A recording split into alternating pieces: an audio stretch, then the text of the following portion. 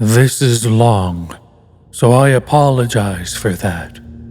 I've never had to tell this story with enough detail to actually explain it all the way. But it is true, and it happened when I was about 6 years old. In a quiet room, if you press your ear against a pillow, you can hear your heartbeat. As a kid, the muffled, rhythmic beat sounded like soft footsteps on a carpeted floor. So as a kid, almost every night, just as I was about to drift off to sleep, I would hear these footsteps and I would be ripped back to consciousness, terrified. For my entire childhood, I lived with my mother in a fairly nice neighborhood that was in a transitional phase. People of lower economic means were gradually moving in, and my mother and I were two of these people. We lived in the kind of house you see being transported in two pieces on the interstate. But my mom took good care of it. There were a lot of woods surrounding the neighborhood that I would play in and explore during the day. But at night, as things often do to a kid, they took on a more sinister feeling. This, coupled with the fact that, due to the nature of our house, there was a fairly large crawl space underneath, filled my mind with imaginary monsters and inescapable scenarios, which would consume my thoughts when I was awoken by the footsteps. I told my mom about the footsteps, and she said that I was just imagining things. I persisted enough that she blasted my ears with water from a turkey pasture once just to placate me, since I thought that would help. Of course, it didn't. Despite all the creepiness and footsteps, the only weird thing that ever happened was that, every now and again, I would wake up on the bottom bunk despite having gone to sleep on the top.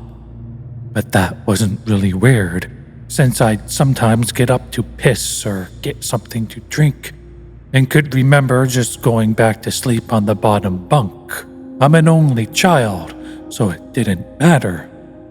This would happen once or twice a week, but waking up on the bottom bunk wasn't too terrifying. But one night I didn't wake up on the bottom bunk. I heard the footsteps, but was too far gone to be woken up by them. And when I was awoken, it wasn't from the sound of footsteps or a nightmare, but because I was cold, really cold. When I opened my eyes, I saw stars. I was in the woods. I sat up immediately and tried to figure out what was going on. I thought I was dreaming, but that didn't seem right, though neither did me being in the woods. There was a deflated pool float right in front of me, one of those ones shaped like a shark. This only added to the surreal feeling, but after a while it seemed like I just wasn't going to wake up because I wasn't asleep.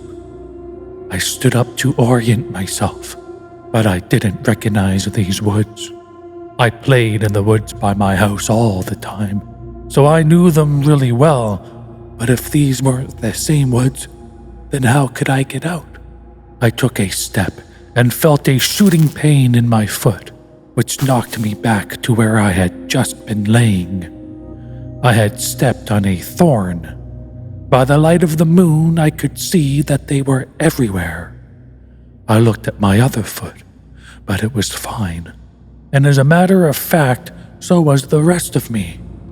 I didn't have another scratch on me, and I wasn't even that dirty. I cried for a little bit and then stood back up. I didn't know which way to go, so I just picked a direction. I resisted the urge to call out since I wasn't sure I wanted to be found by who or what might be out there. I walked for what seemed like hours. I tried to walk in a straight line and tried to course correct when I had to take detours, but I was just a kid and I was afraid. There wasn't any howls or screams, and only once did I hear any noise that scared me.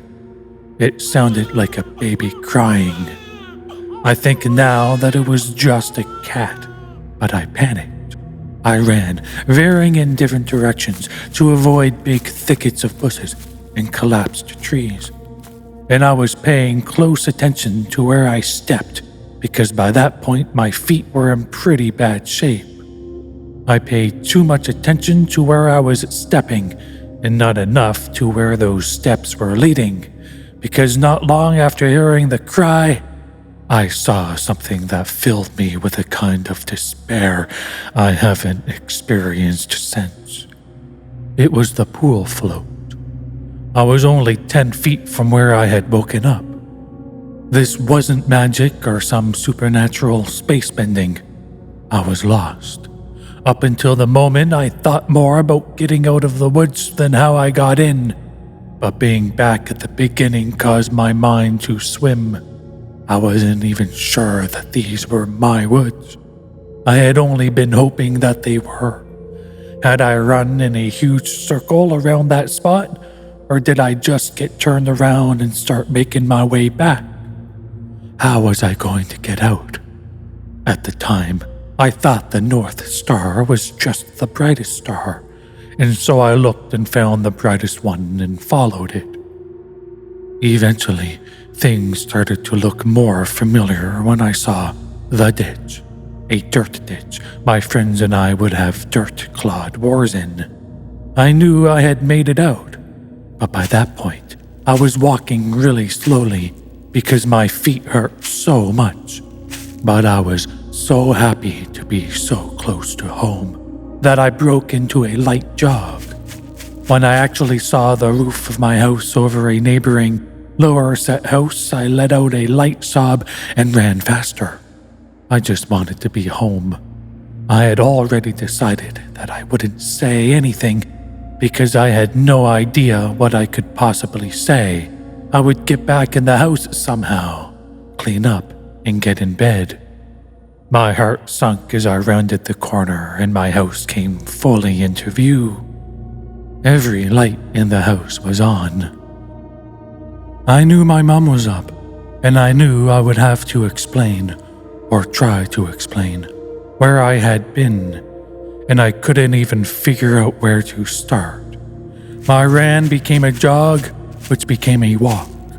I saw her silhouette through the blinds, and although I was worried about how to explain things to her, that didn't matter to me at that point. I walked up the couple of steps to the porch and put my hand on the doorknob and turned. Right before I pushed it open, 2 arms wrapped around me and pulled me back. I screamed as loud as I could. "Mom, help me! Mom, help me!" The feeling of being so close to being safe and then being physically pushed away from it filled me with a kind of dread that is, even after all these years, indescribable. The door I had been torn away from opened, and a flash of hope shot through my heart. But it wasn't my mom. It was a man, and he was enormous. I thrashed around and kicked at the shins of the person holding me, while also trying to get away from the person who had just come out of my house.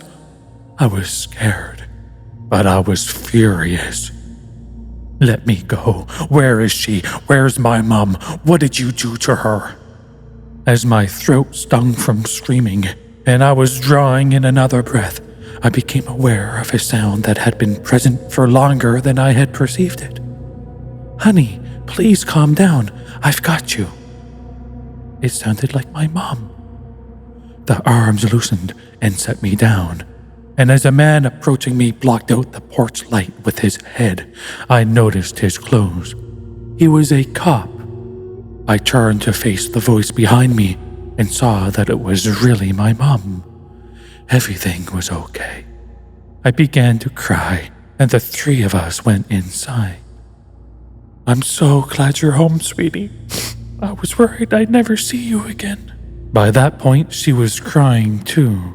"I'm sorry. I don't know what happened. I just wanted to come home. I'm sorry." It's okay. Just don't ever do that again. I'm not sure my shins could take it." A little laughter broke through my sobs and I smiled a bit. "Well, I'm sorry for kicking you, but why'd you have to grab me like that?" "I was just afraid you'd try running away again." I was confused. "What do you mean?" "We found the note on your pillow," she said, and pointed at the piece of paper that the police officer was sliding across the table. I picked up the note and read it. It was a running away letter. It said I was unhappy and never wanted to see her or any of my friends again. The police officer exchanged a few words with my mom on the porch while I stared at the letter. I didn't remember writing a letter.